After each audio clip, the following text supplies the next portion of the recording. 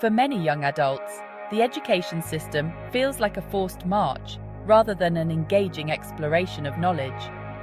School attendance, framed as a legal obligation, can breed a sense of powerlessness and resentment. Students, particularly those who don't thrive in traditional settings, are made to feel like cogs in a machine. This pressure cooker environment, where compliance is valued over curiosity, can be deeply damaging. The current system, with its emphasis on standardized tests and rigid curricula, often fails to recognize the unique needs and aspirations of individual students. Young people are not empty vessels to be filled with information. They are unique individuals with their own passions, talents, and learning styles. When these individual needs are ignored, school can feel like a soul-crushing exercise in conformity. The message is clear: fit in or fall behind. This lack of agency can lead to feelings of frustration, apathy, and even despair. It's no wonder that many emerge from this system feeling burnt out, disillusioned, and eager for an escape.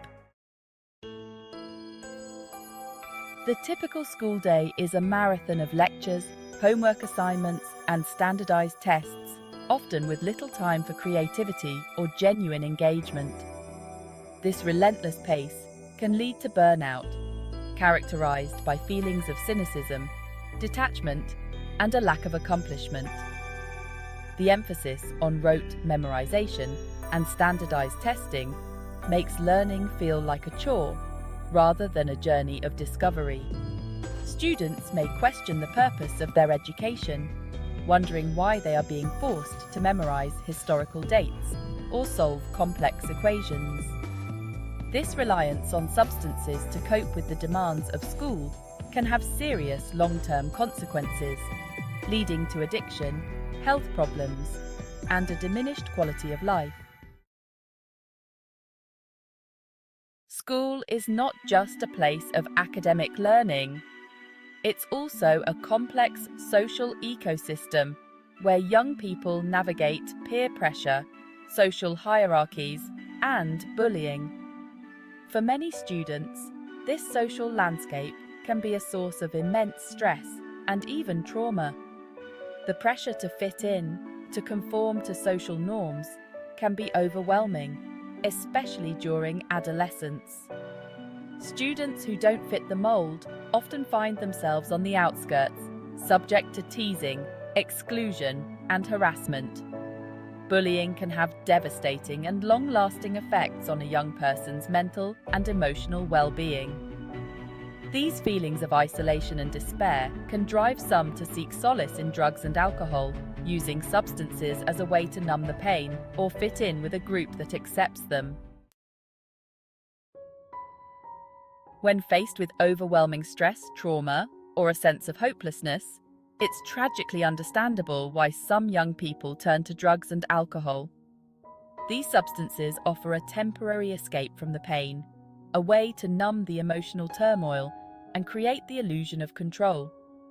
For students struggling with the pressures of school, drugs and alcohol can provide a temporary reprieve from the relentless cycle of assignments, exams, and social anxieties. They may use substances to self-medicate, to alleviate symptoms of anxiety, depression, or insomnia.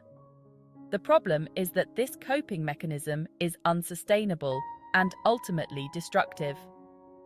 Substance abuse only masks the underlying issues, creating a vicious cycle of dependence, addiction, and worsening mental and physical health. Addressing this complex issue requires a multifaceted approach that goes beyond simply punishing those who use drugs and alcohol. Instead of viewing education solely as a means to an end, we need to reimagine it as a holistic journey of self-discovery, personal growth, and community engagement. This means creating learning environments that foster curiosity, creativity, and a love of learning for its own sake. Imagine schools that prioritize student well-being as much as academic achievement, where mental health support is readily available, and where students have a voice in shaping their own education. Alternative education models, such as democratic schools, Montessori schools, and Waldorf schools, offer promising alternatives to the traditional factory model of education. By providing students with more autonomy, choice, and relevance in their education, we can create a more engaging and empowering learning experience.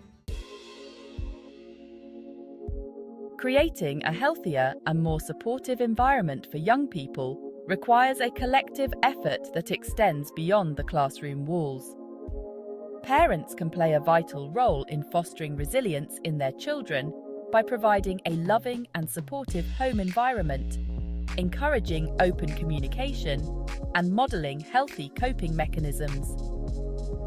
By teaching children how to identify and manage their emotions, set healthy boundaries, and seek help when they need it, parents can equip them with the tools they need to navigate the challenges of adolescence and beyond. Communities can create more supportive environments for young people by investing in youth programs, mental health services, and recreational activities. By offering a range of positive outlets for young people's energy and emotions, communities can help to prevent substance abuse and promote well-being.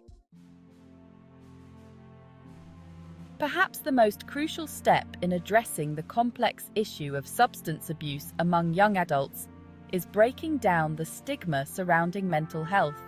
We need to create a culture where it's okay to not be okay, where seeking help for mental health challenges is seen as a sign of strength, not weakness. We need to encourage open and honest conversations about mental health in our homes, schools, and communities. By fostering a culture of empathy, compassion, and support, we can create a world where young people feel empowered to seek help when they need it, without fear of judgment or shame. We can create a world where every young person has the opportunity to reach their full potential, free from the grip of addiction and despair.